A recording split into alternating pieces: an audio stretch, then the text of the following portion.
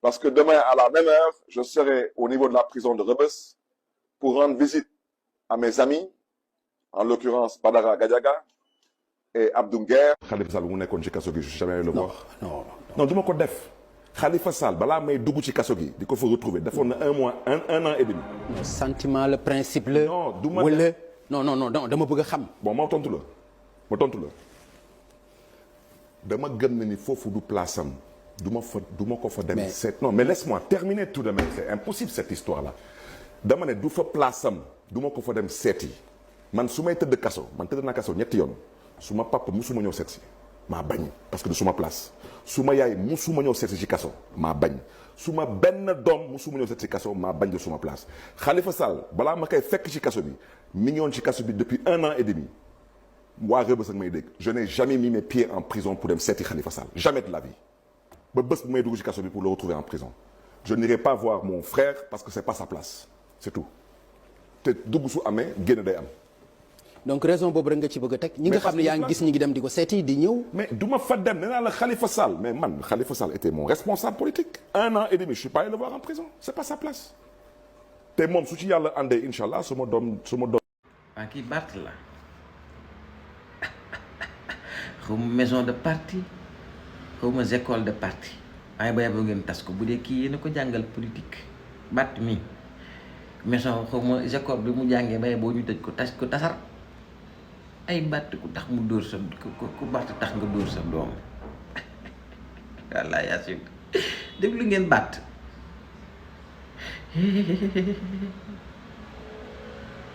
Bart bi ma ko déggee mu wax maanaam bu fekkoon da nga koo jël ci événement 2021 2023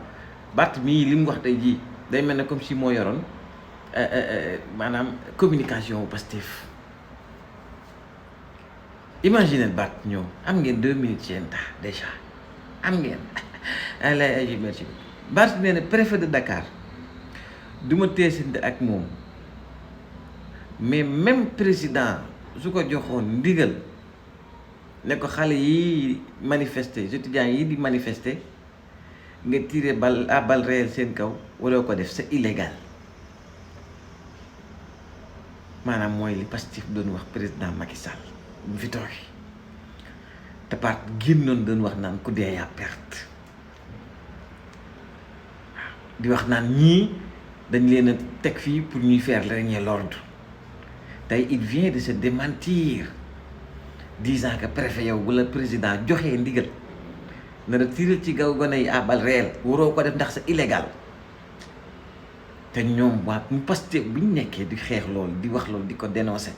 di wax à quel point nos martyrs lii ñu teg seen kaw nangam du yoon Macky Sall salfaaña moom daa taxaw di défendre le contraire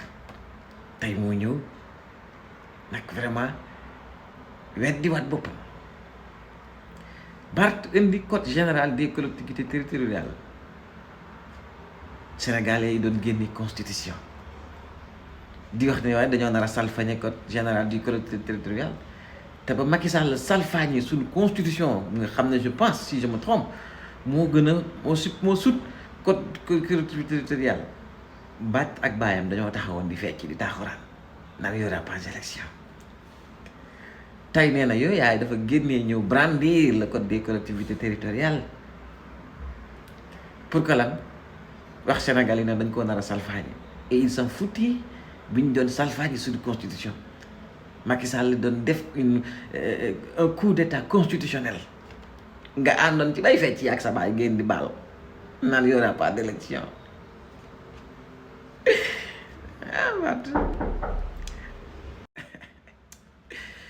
Bart je pense qu'il est amnésique parce que Bart lii xew barki démb parce que bi ma la déggee nga ne askanu Dakar ñoo la fal ah Bart du dëgg c'est fou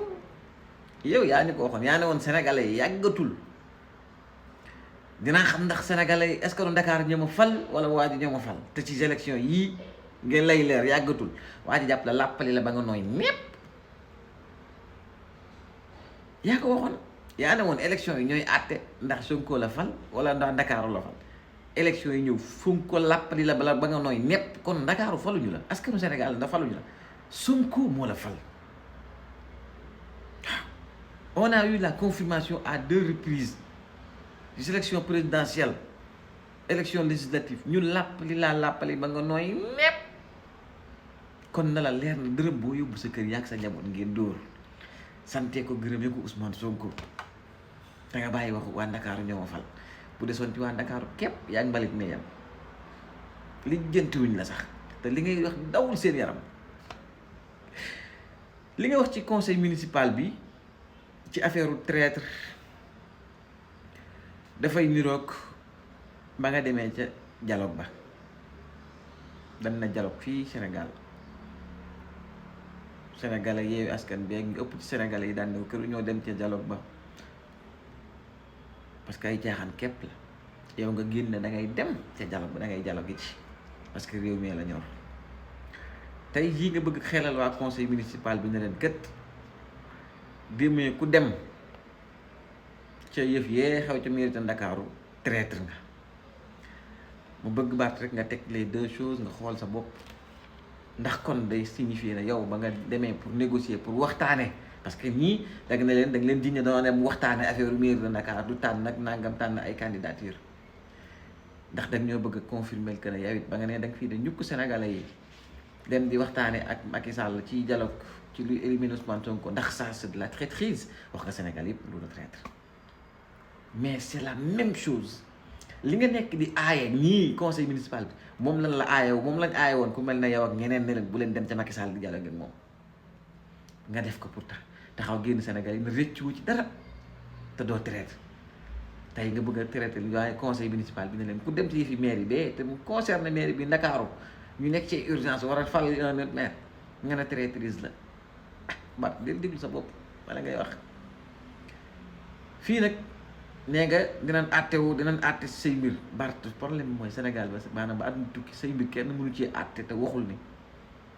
kenn mënu fi àtte ba ne rayoo ba ne amoo condamnation lii doo ngay wax dangaa rey am condamnation ñaar yi dong mooy wax ji lu nit di àtte nag muy préfet muy xawma lan muy cour suprême lu mu mënti doon ba yunkun fii ba yunkun town capital bojo 400 kilomètres après le monde heure bu ñu àtte wi dina na Bart dangaa rey dinañ da nga am condamnation te condamnation du nguur gi ñoo ko teg Macky Sall nga seqal loolu moom nga dajale woon ciy nekk di laamisoo li nga wax nag ci mais am na ñoo xam ne dañuy nekk opposant ba cëkk guddi gi ñu doon leneen Bart loolu moom yaay l'illustration parfaite yaa doon nekk soi-disant opposant ba cëkk gi guddi gi ngay dem réeri kër Amadou Sall ak dajaloog Macky Sall yaa ak sa baay ngeen lëngoo daan dem di reeri jeeg lu na ngeen dugg ci xam la donc loolu am nañ définition bi am nañ nit ki nga xam moom lañ ko cëralee demain fera jour nag moom gi ngay kii te demain yàggatul demain fera jour boori 8h boo yeewoo nga toog jàpp sa télévision te xam ne yëf yi moom vraiment Bart mënutoo ci dara vous êtes fini politiquement mën nga dem li ma gën a attriste ci wax ji mooy wan nga waa Ndakaaru gën a Ndakaaru compté wul sax pour yow parce que boo ne suba doo ànd ak gars yi dem ci mairie ba parce que da nga nar a seeti Badara Gadiaga ak Abdou Nguer nga ne il mérite sa respect sa considération ak sa temps kon daal Ndakaaru mérité wul sa respect sa considération ak sa temps Abdou Nguer ak Badara Gadiaga vaut mieux que Ndakaaru man de bu fekkee li ngay wax ci Ndakaaru ak bis bi ni mu décisif li ngay wax ci Ndakaaru ñor na la dalaa war na jaral lu ne waaye bu fekkee ne yow dangaa jël Ndakaaru technique jël Abdou Nguer ak Badara Gadiaga technique ñoom balance bi pesé wàcc mooy que ne gëmoo Ndakaaru li ngay wax dara nga ci xamul Bart dama laa yërëm wax dëgg fa yàlla sa conférence de presse bi c'était catastrophique et moi j'ai vraiment pitié de vous j'ai vraiment pitié de vous Bart